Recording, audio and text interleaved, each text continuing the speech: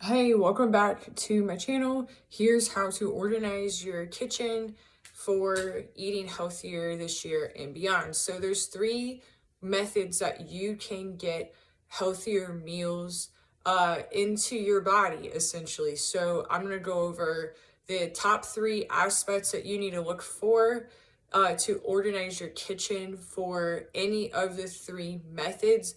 I also have this video broken up into chapters, so if you already know which one is best suited for you, then you can skip ahead, okay? So the first one I'm going over is if you're cooking it yourself. So you're cooking all of your healthier meals by your fucking self and you need to organize your kitchen. First thing, eliminate clutter, okay? Anything like overly decorated, anything like that, because it's going to clog your area, especially if you're in an apartment or condo.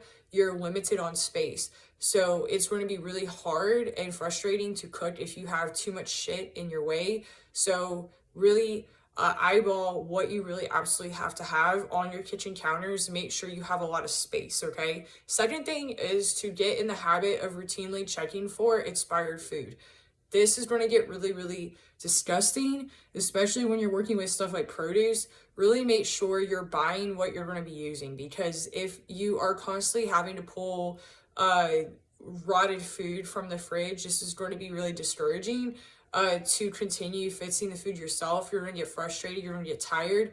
Nobody wants to have to clean out a bunch of rotted food, much less rotted fruit and vegetables out of something like a crisper. So make sure what you're buying, you're actually cooking and you're actually utilizing on a weekly basis. It will take a couple weeks at least for you to really get an understanding of what you need to cook your food and you fix your snacks with, and what you don't have to have. So give yourself a couple weeks to figure that out, but not too much longer than that, because this is where a lot of the frustration will start to creep in, and this is where a lot of people will just say fuck it, and then they won't hire out or get a meal delivery service or anything. They'll just say screw it altogether and they won't move forward. And this is an area that you're really going to have to keep track on a piece of paper or something on your fridge, that you can see what are you actually using and what you're not using, to minimize the amount of food that you're throwing out so you don't get discouraged based on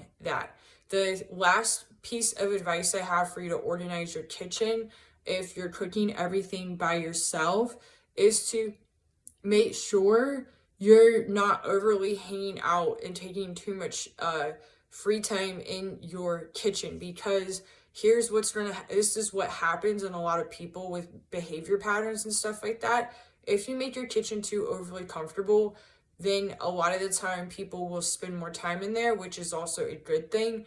But when you're in this transition period from having an unhealthy lifestyle to a healthy lifestyle, you don't want to be spending too much time in your kitchen, because we are changing your habits. So you don't want to be having like TVs and stuff in there, because then what's going to happen, you're going to want to sit down, you're going to watch TV or work on your laptop, and then what's going to start creeping in, you're going to be like, I want to fix like a batch of cookies or something like that, and then that's not going to be beneficial. Then your old habits will likely start to creep back in. So really minimize the amount of free time and spare time you're just kind of hanging out in your kitchen. Some people do it without even realizing it, and then that's when like the snackies kind of hit and you're constantly grabbing at random things. The next way that you can eat healthier is by outsourcing the meals. So a couple ways you can do this is through something like HelloFresh, where you're still cooking the food. And then also if you're having somebody fix all these meals for you, they deliver them or you pick them up, and they're in a big insulated container and they're already ready to heat. So if you're doing something like HelloFresh or Blue Apron, where you're still cooking everything for what I just went over for your cooking the food yourself applies. This next section is only if you're using something like a meals delivery service where they're all ready to go and ready to heat. So this is a little bit different. You don't necessarily have to have a ton of counter space, because you're not actually cooking. So what you can do is just keep everything organized on your counter space. Really utilize like stackable containers, spice racks, different things that you may want to add a little bit of garlic salt or cracked pepper or something onto your meals. So you utilize a spice rack so that way it's all off the counter and it's easily accessible for you to quickly throw it on there after you heat it in the microwave or even in the oven. Depends on the company and what containers they use. So always make sure you know that, and it's usually found on their website. Another thing you're going to want to do, depending on if the meals are for the fridge or for the freezer, again, it depends on the meal prep service. You're going to have to ask them if it's not on their website.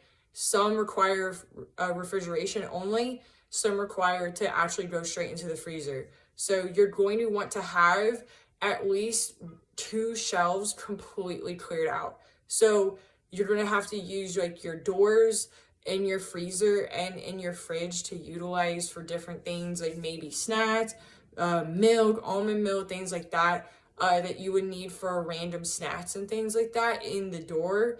But make sure those shelves are really cleared out, because that way you can easily stack them based on the type of meal or the actual flavor that it is, and it's easily grab and go, and you're not digging through a bunch of shit that's just sitting on the shelving.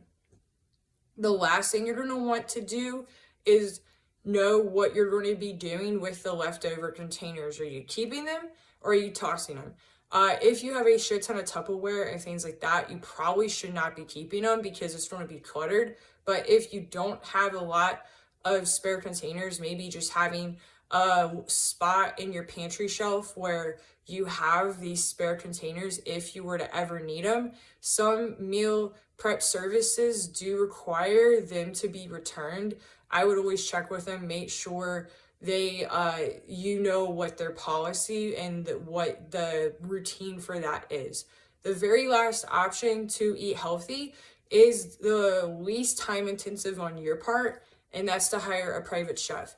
This is getting into the really, really bougie area. So if this is you, here we go. So if you're hiring a chef, you need to understand, are they buying the groceries and cooking?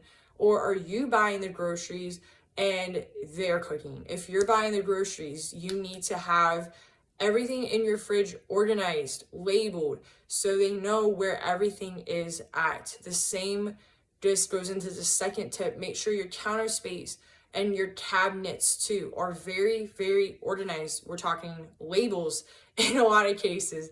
So that way there's no guesswork. A lot of private chefs, whether it's for a one-off event, like a bridal shower or something, or a regular private chef that comes in on a nightly basis or a daily basis to cook for you and or your team while you're getting work done.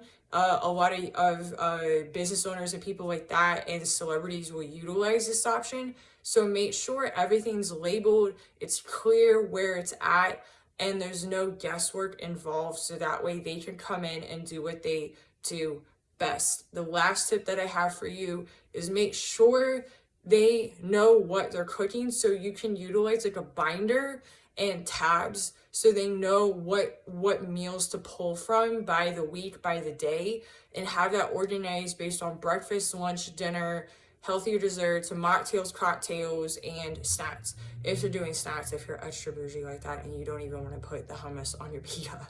So make sure they know what's up, because they are usually on a timed schedule. So a lot of private chefs, especially for events, are on a very tight schedule. So they're usually flying in and doing what they do best, and then they're flying out and going to somebody else's bridal shower or party or something like that. So make sure you're setting them up for success and everything is ready to go for them, so they can get you your healthier food for your event or your daily life.